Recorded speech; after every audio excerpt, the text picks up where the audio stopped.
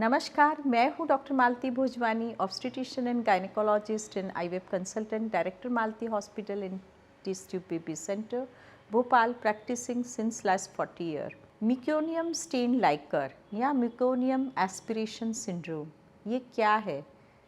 ये क्यों होता है? इसके क्या कॉम्प्लिकेशंस हैं? बच्चे ने पेट में पॉटी कर दी है, हरा पानी हो गया है, ये सभी एक गंभीर स्थिति होती है लेबर के दौरान, गर्भावस्था के दौरान। तो आइए समझते हैं कि म्यूकोनियम क्या है। म्यूकोनियम बच्चे का जो मल है उसे हम म्यूकोनियम कहते हैं।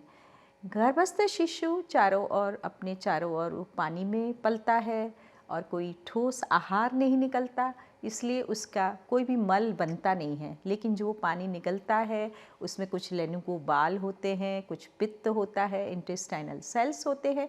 तो ये सारे सिक्रीशंस उसके इंटेस्टाइन्स में जरूर से जमा रहते हैं, लेकिन वो मल के रूप में बाहर नहीं आते हैं, क्योंकि बच्चे का पोषण माँ के ब्लड से होता है। माँ के ब्लड से ऑक्सीजन के रूप में बच्चे को सभी ज़रूरत वाली पोषण तत्व मिलते हैं, जिसके कारण उसका ग्रोथ होता है, उसका विकास होता है।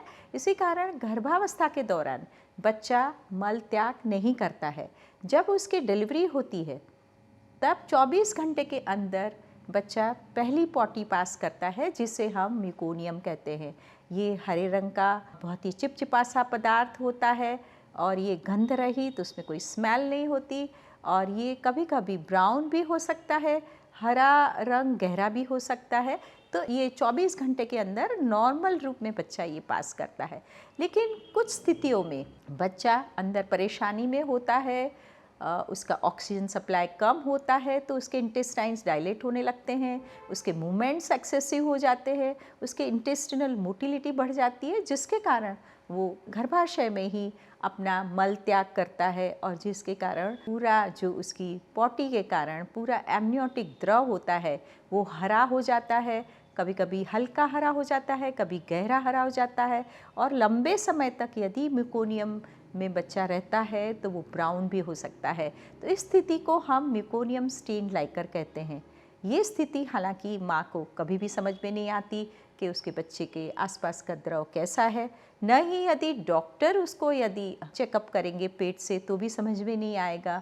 जब लीकिंग शुरू हो जाती है या लेबर प्रोसेस के दौरान डॉक्टर को कुछ डाउट होता है, तो वो कभी मेम्ब्रेन्स रप्चर करते हैं, तो उसी दौरान यदि म्यूकोनियम लाइकर में दिखता है तो उसको डायग्नोस किया जाता है कि म्यूकोनियम स्टेन लाइकर है।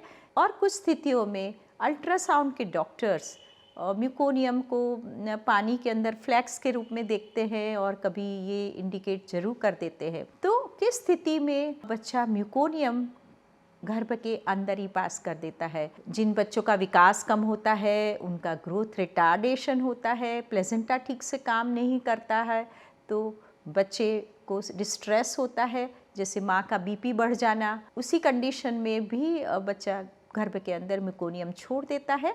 और पोस्ट डेटेड प्रेगनेंसीज, जैसे कुछ महिलाएं चाहती है कि हम नेचुरल पेन्स के लिए वेट करें, उनकी डेट निकल गई है, लंबे समय तक वो वेट करना चाह रही है, उस दौरान प्लेसेंटा का जो ऑक्सीजन सप्लाई करने का काम है वो थोड़ा क्षतिग्रस्त हो जाता है।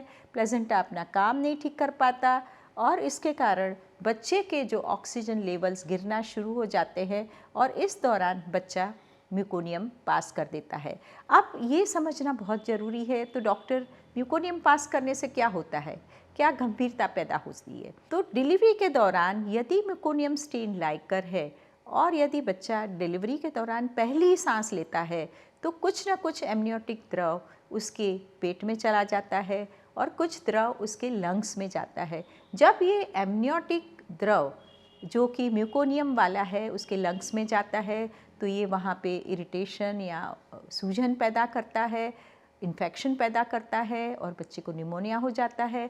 उसके सांस में रुकावट आने लगती है, उसको सांस लेने में दिक्कत आती है, जिसे हम रेस्पिरेटरी डिस्ट्रेस सिंड्रोम कहते हैं। और इस परिस्थिति के कारण बच्चे को आईसीयू में शिफ्ट किया जाता है, उसको वेंटिलेटर पे रखा जाता है। और कभी ज़्यादा गंभीर परिस्थिति में जहाँ बच्चे ने खूब म्यूकोनियम ले लिया, वो रोया ही नहीं और वो खूब डल हालत में निकला था, तो उस स्थिति में कभी बच्चे की मृत्यु भी हो सकती है। इसीलिए म्यूकोनियम स्टेन लाइकर देखते ही गायनेकोलॉजिस्ट हमेशा स्ट्रेस में आ जाते हैं, बच्चे की सेफ्टी के बारे में सोचने लगते हैं और ये कोशिश करते हैं कि बच्चा इस परिस्थिति में ज़्यादा देर ना रहे, उनको जल्दी से जल्दी डिलीवरी किया जाए। यदि माँ के लेबर प्रोसेस चालू है और डॉक्टर को लगता है कि उसकी डिलीवरी अब होने ही वाली है, आधे घंटे 1 घंटे में, उसके दिल की धड़कन ठीक चल रही है और कुछ ज़्यादा कॉम्प्लिकेशन नहीं है, तो डॉक्टर्स इस डिलीवरी को स्पीडिफाई करते हैं, उसको जल्दी करने की कोशिश करते हैं, उसमें वेंटूस लगाते हैं, बच्चों के डॉक्टर को बुला के बिल्कुल तैयारी करके रखते हैं कि ये हाई रिस्क बच्चा है, इसको जल्दी से अच्छे से रिससिटेट करना है। और जैसे ही बच्चे की डिलीवरी होती है तो बच्चे के डॉक्टर वो सब पानी शुरू में ही बच्चे का सक कर लेते हैं, उसके पेट का हरा पानी निकाला दिया जाता है बच्चे को और उसको ऑक्सीजन दिया जाता है। इस तरह से ये सुनिश्चित किया जाता है कि बच्चे की श्वास नलिका में या बच्चे के लंग्स में ये पानी ना जाए और बच्चे को ऑब्ज़र्व किया जाता है। अक्सर 90% बच्चों में कोई भी कॉम्प्लिकेशंस नहीं आता है यदि हम पूरी सावधानी से ये काम करते हैं, लेकिन फिर भी 5 से 10% बच्चों को कभी आईसीयू में बहुत दिनों तक रहना पड़ता है और उनको लॉन्ग टर्म कॉम्प्लिकेशंस का भी सामना करना पड़ सकता है। तो म्यूकोनियम स्टेन लाइकर एक गंभीर स्थिति या कॉम्प्लिकेटेड है और इसके बारे में यदि डॉक्टर आपसे चर्चा करते हैं कि बच्चे ने पेट में पॉटी कर दी है, बच्चे के दिल की धड़कन ठीक नहीं चल रही, आपका कुछ हाई रिस्क प्रेगनेंसी है, आपका बीपी बढ़ा हुआ है, आपको डायबिटीज़ है, आपके बच्चे की नॉर्मल डिलीवरी होने में अभी बहुत ज़्यादा समय लगने वाला है, तो आपको ज़रा भी हेसिटेट नहीं होना चाहिए और डॉक्टर की सलाह के मुताबिक अपना सिजेरियन डिलीवरी कराना सही समझना चाहिए, क्योंकि गर्भस्थ शिशु या हमारे शिशु हमारे एसेट्स हैं, उनको सही सलामत इस दुनिया में लाना हमारा फ़र्ज़ बनता है। इसलिए इसके बारे में बिल्कुल नहीं सोचना चाहिए। मेकोनियम स्टेन लाइकर एक कॉम्प्लिकेटेड या रिस्की स्थिति है डिलीवरी के दौरान और इसके बारे में फिर भी आपके मन में कुछ भी डाउट्स हैं, शंका है, तो आप मेरे कमेंट बॉक्स में डाल सकते हैं। मेरा ये वीडियो आप लाइक करें, शेयर करें और मेरा यूट्यूब चैनल सब्सक्राइब करें। नमस्कार, धन्यवाद।